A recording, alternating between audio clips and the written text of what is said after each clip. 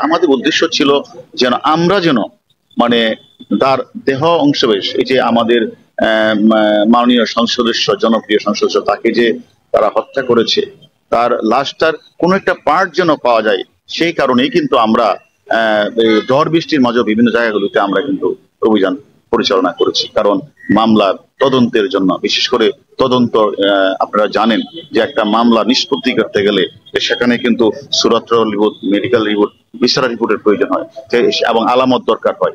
সেই এটাই কারণে আমাদের মূল কাজটাই ছিল যে আমরা কলকাতা পুলিশ, বিশেষ করে সিআইডি কে আমরা ওই আসামির কাছ থেকে প্রাপ্ত তথ্য এবং বিভিন্ন বিষয়গুলি আমরা ওনাদের কাছে সহযোগিতা করব এবং ওনাদের কাজে, ওনারা যে কাজটি করছেন এই কাজে আমরা সহযোগিতা করব।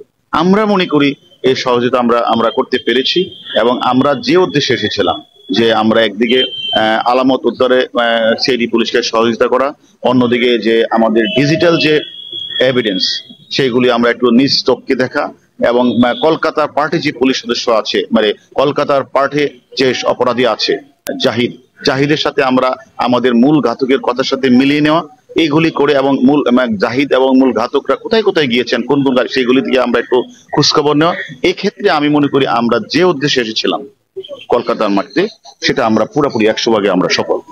হারুন ভাই, বাংলাদেশে আরেকটা প্রশ্ন, উনি আরেকটা প্রশ্ন করেছেন এবং আমরা আপনারা যে প্রশ্নটা করেছেন যে একটি আসামি রয়েছে কাঠমান্ডু, আরেকটি আসামি ইতিমধ্যে রয়েছে, সে আমেরিকান নাগরিক, সে রয়েছে হলো আমেরিকাতে।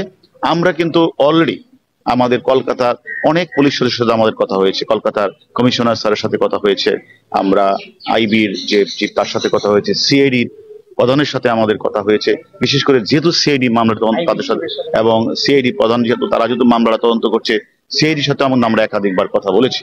আমরা এই কথাটা তাদেরকে রিকোয়েস্ট করেছি যে দেখেন, আমরা বাংলাদেশের পার্টি অলরেডি আমরা কাঠমান্ডুকে সিয়ামের বিষয়ে আমরা কিন্তু অবগত করিয়েছি। কাঠমান্ডু যে মানে কর্তৃপক্ষকে বা নেপালি কর্তৃপক্ষকে আমরা কিন্তু অলরেডি আমাদের বাংলাদেশের এনসিবির মাধ্যমে বাংলাদেশের ঊর্ধ্বতন কর্তৃপক্ষের মধ্যে অলরেডি অবগত করিয়ে দিয়েছি যে সিয়াম কাঠমান্ডুতে আছে এবং তাকে যেন আমাদেরকে আমরা তার সন্ধান আমরা পেয়েছি, তা আমরা জানিয়ে দিয়েছি। পাশাপাশি আমরা এই কথাটা কিন্তু, এই আলোচনাটা আমাদের মানে ইন্ডিয়ান পুলিশের সাথে, বিশেষ করে কলকাতা পুলিশের সাথে আমাদের কথা হয়েছে। পাশাপাশি আপনারা জানেন যে মূল যে মদতদাতা বেনিফিশিয়ারি কিন্তু এই মুহূর্তে শাহিন, সে কিন্তু অবস্থান করছে এখন হলো, আমরা যতটুকু জেনেছি যে ইউএসএ, যেহেতু পাসপোর্ট ইউএসএ আছে, সেটাও আমরা এখানকার কর্তৃপক্ষের সাথে আমরা কথা বলেছি, যেহেতু ওনাদের সাথে এক্সট্রাডিশন ট্রিটিটা আছে, মানে বাংলাদেশ আর ইন্ডিয়ার সাথে আছে, এবং তারা যেন তাদের কর্তৃপক্ষের সাথে কথা বলে তারা যেন তাকে, যেহেতু এখানে একটি হত্যা মামলা রুজু হয়েছে এবং সে তো একদম বড় রকমের অপরাধী, অতএব ইচ্ছা করলে ওনারাও যেন এই মানে ঊর্ধ্বতন কর্তৃপক্ষের কথা বলে তাকে ফিরিয়ে আনার ব্যবস্থা। আমরাও আমাদের বাংলাদেশের পার্ট থেকে অলরেডি আমাদের ইন্সপেক্টর জেনারেল অফ পুলিশ, আমাদের আইজি স্যারের সাথে আমরা কথা বলেছি। অলরেডি একটা চিঠি, মানে কাঠমান্ডু যে সিয়াম আছে সেই চিঠি অলরেডি চলে গেছে, এবং আমরা বাকি চিঠিটাও আমরা ইন্টারপোলকে অবহিত করব, এবং বাংলাদেশে যে আমাদের বাংলাদেশে যে আমাদের মানে এম্বাসি রয়েছে, আমেরিকান এম্বাসি, সেই এম্বাসিকে আমরা মৌখিকভাবে অবগত করেছি, এবং আমরা গিয়ে তাদের সাথে সরাসরি কথাও বলবো যেন তার বিষয়টা আমরা অবগত করাবো। আর যেহেতু এক্সট্রাডিশন ট্রিটি ইন্ডিয়ার সাথে রয়েছে, তারা তো, এবং এই কলকাতার মাটিতেই হত্যাকাণ্ডটি সংঘটিত হয়েছে, আমি মনে করি ওনারাও ঊর্ধ্বতন কর্তৃপক্ষের সঙ্গে কথা বলে, ওদেরকে আমরা রিকোয়েস্ট করি যেন কথা বলে তাকে ফিরিয়ে আনার ব্যবস্থা করেন।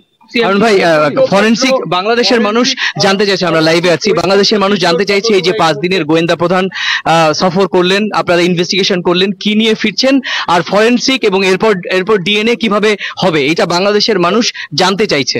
না, আসলে দেখেন, আমরা যে কথাটা আপনি বলেছেন যে এখানে মানে এই লাশটা মানে নির্ণয় করার জন্য ফরেনসিক ডিএনএ তো লাগবে, এটা তো আইনের ভাষায়, যে এখানে আমরা যেটা মনে করি যে আপনারা হয়তো বলতে পারেন যে আমরা কিভাবে সেটা অবগত হলাম যে সেখানে সেফটি ট্যাঙ্কি এবং সোয়ারেজের লাইনটা চেক করতে হবে। এটা তো আপনাদের প্রশ্নটা, যে আসলে এটা আপনারা বারবার প্রশ্ন করছিলেন এটা যে কিভাবে, কিন্তু আসলে সেটা হচ্ছে আমরা আসলে আপনারা জানেন যে এখানে যে মানে যে মাংস মানে যে পাওয়া গেল, এখানে এখানে আমাদের বিষয়টা হচ্ছে যে আমরা যখন বাংলাদেশে আসি, আমাদের যে আরেকজন আসামি আমাদের কাছে আসে, 3 জনের মধ্যে আরেকজন আসামি কিন্তু সে একটু আমাদেরকে ওয়াটার থিওরির কথা বলেছিল। ওয়াটার থিওরিটা ছিল এরকম যে সে উপর থেকে পানির শব্দ পাচ্ছিল।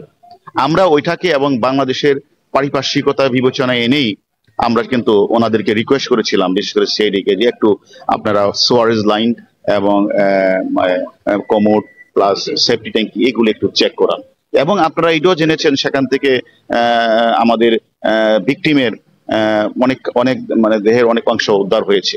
এবং এটা আমি মনে করি, যদিও এটা দরকার এখন যে ডিএনএ টেস্ট বা ফরেন্সিক দরকার, তারপরও আমি মানে অস্বাভাবিকভাবে এটা আপনারা মনে রাখতে হবে যে অস্বাভাবিকভাবে এটা মানে এখান থেকে কেউ মানে ওই কোমর দিয়ে বা দিয়ে কেউ কখনো এটা সারা পৃথিবীর নিয়মে কোনো মাংস কিন্তু এখান থেকে ফেলে না। অতএব আমরা আমরা আমরা যদিও মনে করছি এটা হবে, আনোয়ার আজিমেরই তার অংশবিশেষ হবে, তারপরেও যেহেতু এটা আমাদেরকে ফরেন্সিক এবং ডিএনএ টেস্ট ছাড়া অ্যাকচুয়ালি বলা যাবে। এটা আমরা ইন্ডিয়ান আমাদের সিআইডি কে আমরা রিকোয়েস্ট করেছি দ্রুত সম্ভব যেন তারা করে, এবং আমি জানি ইন্ডিয়াতে অনেক দ্রুতই হয়। ডরিন আসছেন ভিসা নিয়ে, ভিসার বিষয়টা একটু ক্লিয়ার করলে ওরা আসতে পারে। ভিসা এখনো ডরিন, হ্যাঁ ভিসা তো মানে ডরিন আসবে। আমার সাথে কালকে কথা রিং দিয়েছিল, সে অলরেডি হাই কমিশনে জমা দিয়েছে, সে বোধহয় ভিসা পেয়ে গেছে বা পেয়ে যাবে, সেও শীঘ্রই আসবে। সিএম কি নজরবন্দি নেপালে? আমরা দেখেন, আমরা অনেক আগে থেকেই আমরা আমাদের মানে মানে বাংলাদেশ আমাদের ঊর্ধ্বতন কর্তৃপক্ষের মাধ্যমে আমরা কিন্তু একটা চিঠি নেপালে পাঠিয়েছি, এবং নেপালের সমস্ত সংস্থাকে আমরা অবগত করেছি যে সিয়াম নেপালি আছেন, তাকে করার জন্য। এবং আমি মনে করি একটা ভালো খবর পাবে। আপনারা কোনো স্যাম্পল নিয়ে যাচ্ছেন না শুধু রিপোর্টের ভরসা? আমরা এখনো আমরা এগুলি আমরা আনুষ্ঠানিকভাবে চিঠি দিয়ে আমরা নিয়ে যাব। হারুন ভাই, আমরা লাইভে আছি। বাংলাদেশের মানুষকে আপনি এই মুহূর্তে আপনি তো ফিরছেন, কি নিয়ে ফিরছেন এটা একটু সবাই জানতে চাইছে, কোনো অধীর আগ্রহে, কারণ এরকম একজন জনপ্রতিনিধি তিনবারের মতো নির্বাচিত সাংসদ, তার এরকম ভাবে লোমহর্ষক হত্যাকাণ্ড হয়েছে, আপনি এসেছেন, আপনার প্রতি মানুষের ভরসা আছে, আপনি কি বলবেন? আসলে তো আমি তো প্রথমেই বলেছি আপনাকে যে আমরা যে 3টা বিষয়কে প্রাধান্য দিয়ে আমরা আমাদের পুলিশের 3 সদস্য প্রতিনিধি আমরা কলকাতায় এসেছিলাম। আমাদের প্রথম কাজটাই ছিল, আপনারা জানেন, আমরা নেতাজি সুভাষচন্দ্র এয়ারপোর্টে নেমেই আপনারা আমাদের সাথে ছিলেন, আপনাদেরকে সাথে নিয়েই আমরা কিন্তু প্রথম চলে যাই ওই আমাদের প্রথম বিধাননগর পুলিশ মানে নিউটন পুলিশ স্টেশন, সেখান থেকে আইউকে নিয়ে আমরা কিন্তু সরাসরি চলে গেছিলাম পিও স্থলে। আমাদের মূল টার্গেট ছিল পিও, কারণ আপনারা জানেন যে আমাদের ওই যে মানে মূল যে ঘাতক, আমাদের মূল ঘাতক যে আমাদের হাতে রয়েছে, মূল ঘাতকের কাছে যে আমরা তথ্যপত্র পেয়েছিলাম, তার সাথে প্রথমেই কাজটাই ছিল আমাদের মিলিয়ে নেওয়া। এবং দ্বিতীয়ত আমরা ওখানের যে মানে ইন্ডিয়াতে যে আসামি রয়েছে জিহাদের সাথেও আমাদের ওই মূল ঘাতকের কথাগুলি মিলিয়ে, এবং সেই ক্ষেত্রে কিন্তু আমরা 100% কিন্তু মিল পেয়েছি। পাশাপাশি আমাদের আরেকটা বিষয় ছিল যে সচক্ষে আমাদের ডিজিটাল এভিডেন্স গুলি দেখা, কোথায় গাড়িতে উঠলেন, কোথায় গাড়ি থেকে নামলেন, কি রঙের গাড়িগুলো আমরা সরাসরি দেখা। এবং এখানে যার বাসায় ছিলেন আমাদের মাননীয় সংসদ সদস্য গোপাল বাবুর সাথে আমাদের কথা হয়েছে। পাশাপাশি এটাও আমরা চেয়েছিলাম যে একটি মামলা নিষ্পত্তির জন্য আলামত একটা বড় ফ্যাক্ট, এবং সেখানে হয় পুরো আলামত অথবা দেহের অংশবিশেষ উদ্ধার করা একটা, আমি মনে করি 362 364 সিআরপিসির একটা বিধান আছে যে মামলা নিষ্পত্তি করার ক্ষেত্রে এটা একটা গুরুত্বপূর্ণ পার্ট। কারণ আপনারা জানেন আইইউ তার মামলা যখন নিষ্পত্তি করে, তার সুরতহাল মেডিকেল রিপোর্ট এবং সেখানে বিচারগুলি এবং সেগুলি নিয়ে রিপোর্টের উল্লেখ করতে হয়। এটা আমি মনে করি আমরা এই ক্ষেত্রে আমাদের ওই যে ওয়াটার থিওরি আমরা ব্যবহার করে আমাদের মানে ইয়েকে সিআইডি পুলিশকে রিকোয়েস্ট করে আমরা সেখানে তাদের যে কোমর এবং তাদের যে সেফটি রিঙ্গি এগুলি আমরা চেক করতে বলেছিলাম, এবং চেক করে কিন্তু দেহের অনেক অংশবিশেষ তারা উদ্ধার করেছে। এক্ষেত্রে আমি মনে করি আমরা যে উদ্দেশ্য নিয়ে এসেছিলাম আমরা পুরোপুরি 100% সফলতা নিয়ে আমরা বাংলাদেশে ফিরছি। অনেক ধন্যবাদ। এবং এটাও বলে দেয় যে আমরা আরো ভালো খবর আরো পাবেন। হারুন ভাই, আমার শেষ প্রশ্ন, হারুন ভাই আমার প্রশ্নটাই করা হয়নি। শেষ প্রশ্ন হলো, আপনি একটা প্রশাসনের বড় দায়িত্বে আছেন এবং দেখেছেন যে পশ্চিমবঙ্গে এর আগে একাধিক জঙ্গি সংগঠন এপিকে হালদারের মতন মানুষ তসরুপ করে এসেছেন এবং এইখানে হত্যা হলো। বাংলাদেশে এই দুষ্কৃতীরা কি মনে করছে পশ্চিমবঙ্গ একটা সেফ জোন এখন? আচ্ছা, এটা আপনাকে ধন্যবাদ এবং আপনাদেরকে ধন্যবাদ জানাই।